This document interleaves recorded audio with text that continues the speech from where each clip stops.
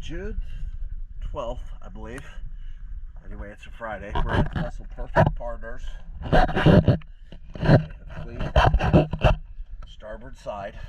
But I did want to point out there's a spot where a knot meter used to be.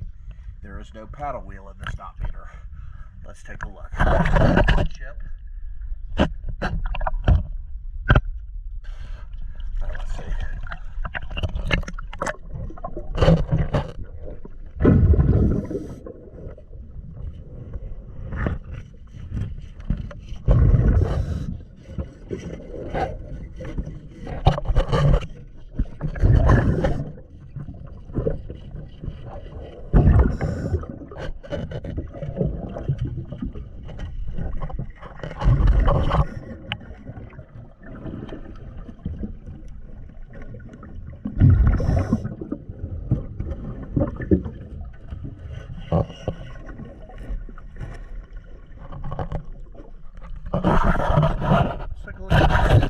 Let's go look at the bow thruster.